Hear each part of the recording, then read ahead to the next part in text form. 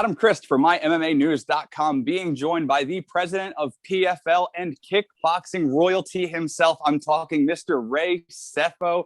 They have the season opener of PFL going down Friday, April 23rd, and it is set to be a banger. First and foremost, Ray Sefo, it's an honor and a privilege. Thank you for joining me, sir.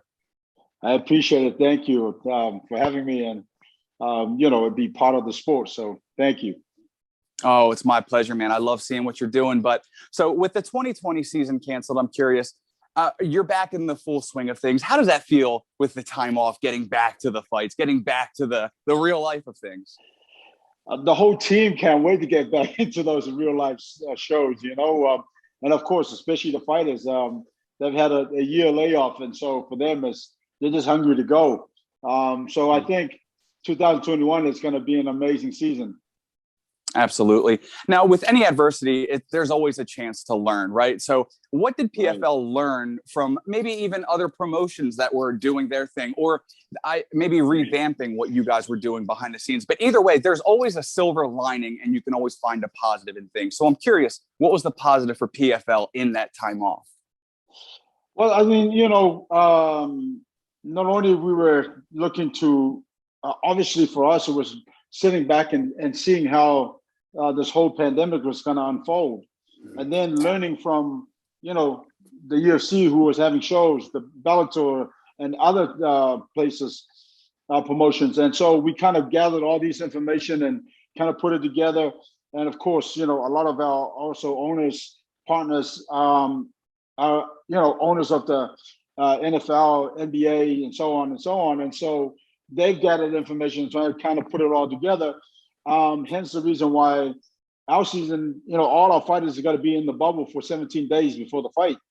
And of course, the fighters didn't really fully understand that yet from the get-go when I first was, giving them this kind of information. And there was a few kickback. And then once I've explained that the purpose of the long bubble situation is that if they checked in and someone tested positive, there's enough time in the bubble for them to still be able to compete on fight day.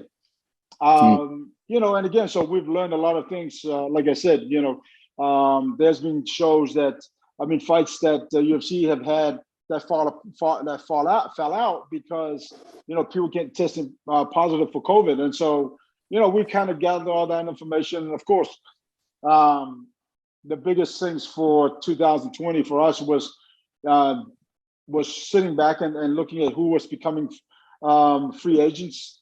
And of course, Anthony Pettis was one, Fabricio Verdum was the other. We already had Rory McDonald, who was going to fight in the 2020 season. Unfortunately, that didn't happen. So, Rory's hungry and ready to go for this year. So, like you said, there's always a silver lining, behind any kind of adversity. But I think the whole team can't wait to get, into the bubble and just get things moving. Yeah. Well, as a fan, obviously, I can't wait. And what I like about the PFL is the original ranking system, right? Is the points. And it zeroes out any politics, which is almost unheard of in combat sports. I mean, just as well as I do. You were in it for how long? Now, do you think this is like a marquee appeal for PFL? Because like you said, Showtime, Rory. I mean, we can even talk about Clarissa Shields coming over. This has become almost like a shifting gear in combat sports. Do you agree? Oh, 100%. For us, we wanted to do something different. This was my vision from day one when I started WSOF. Obviously, a few things happened and we didn't, we weren't able to start the format. But I mean, better late than never, you know what I mean? And so PFL has been PFL for the last 2 years, 3 years, since that 1 year we we weren't working. But it really does, like you said, it's one of these things where I've taken my own experiences and add the format, and also add the way I came up in rankings and the way that K1 was back in the day, where we fought throughout the year, and then the top 16 would match up and fight each other to get the top 8 to become the Grand Prix finalists. And so, I kind of took that and added American Way of Sports to it, and here we are. PFL was born, and so like you said, it leaves no doubts in people's minds when guys are winning and advancing, and where they sit in the playoffs and who makes it to the championship and the $1 million. I mean, it's just I'm super happy about it. Like the feedback from the fans has been so positive, which is amazing. But yeah, it's just one of these things where the timing was right and partners were right, and here we are. And something that I got to give you guys credit for, and I'm just curious where it came from, because one thing that fighters, fans, promoters, anybody that they can't stand is when the fighters miss weight, right? And now PFL is making them a lot more accountable for such actions. I love it. I applaud you guys. But have you guys, one, received any flack for it? And two, where did this idea come from, especially affecting their rankings and everything? I mean, you have to be spot on, perform well to be at the top tier of the level and make weight, which a lot of people aren't held accountable for. Right. Well, I mean, that was, the whole, the team, the fight operation team, we sat down, we talked about it. We looked at all the different scenarios and came up with the best one, which applied to PFL today. And so, these guys have to be held accountable for, they're all professionals, you know what I mean? And so, and I get that weight cutting is tough, but that just means that if that's not your weight anymore, it's time to move up. You couldn't have said it any better, man. But with PFL, their standpoint is for the fighters, right? And with such a plethora of experience in your back pocket, I'm curious, what does it mean for you to be the spearhead of the PFL, right? I mean, the man himself behind, K1's illustrious, matches. And not only that, but where did you adapt and learn to incorporate from your fighting past into promoting? Well, that's a good question. It's one of the things where when K1 was actually was coming to an end, I knew that I needed to stay in the game, and so the only way for me to do that was either start my own fight league or just be a head coach. And because I was doing, I was doing head coaching for a while. I mean, right throughout my career, it's one of these things where my team was made up of my friends and my brother.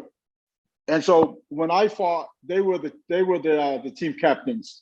And when they fought, I was the team captain. You know what I mean? So right throughout my career, I was still coaching until, we got towards the end. And then I looked around and there were so many fighters that some weren't happy, some were, weren't sure where to go. And so I just thought, you know what, this is a great opportunity for me to do this. And I talked to, a couple of people and before you know, within a week of those conversations, we had offices. And then, of course, obviously for me was K1 was really good at looking after us. And that, in itself was humbling, and to know that these people actually care as well. So I wanted to make sure that was something that our fighters knew from get-go, that we're always going to be here. We're always going to be fighters first. And of course, when you look at what we've done for the bubble and whatnot, a lot of fighters were, too keen. And then once we explained how we were looking at it, they understood and they were okay, great. And then guys that are from overseas, weren't too sure whether they could stay because they had families and whatnot. And Pete, who's our CEO, came out and said, "Listen, we're going to do this right. We're going to get it going, and we're going to pay these guys 10 grand, 10K each to stay in the country. So that helps them, you know, with the living costs and whatnot. And so these are things that, again, it applies to to the question in terms of fighters first. We obviously, you know, want to make sure that all our athletes and all our fighters are well looked after, and that we will do the best we can to make sure that it works and make sure that they're happy. Do you think it makes a significant difference, obviously, in the fighter's head, knowing that they're being taken care of from a former fighter? And I'm not knocking other organizations, but what I'm getting at is you're a fighter, you know the behind the scenes, the locker rooms, the getting ready, everything. Do you think the fighters appreciate that? Yeah, I think they do, because I've heard numerous fighters, you know, being interviewed and saying things along the lines of, well, no, you know, Ray understands what it's like to be a fighter. He's been there many a times at the highest level. And so one is that I'm grateful that I'm able to be, you know, listen, I thank the good Lord every day that I wake up every day and do what I do, because I love what I do. And it's really amazing. And it really is true when they say it's not work when you actually love and enjoy what you do. You know what I mean? And so, so to hear that the fighters see it that way as well, I think it's really cool. And listen, I'll continue to do the best I can to continue to move forward. Awesome. And I want to start just closing it down a little bit. A couple more questions. Now, talking about the big all-stars that have shifted gears, and like you said, 2020 with the time off, you did some scouting. Now, I'm not asking for names. Clearly, obviously, nothing until it's signed and inked and deal. But with Showtime Pettis, obviously you've had Rory for a while, and we've named some others. Can we confirm or deny that we can expect some big names coming over to PFL soon? Well, you know what? Obviously, the season, that's 100% going to happen.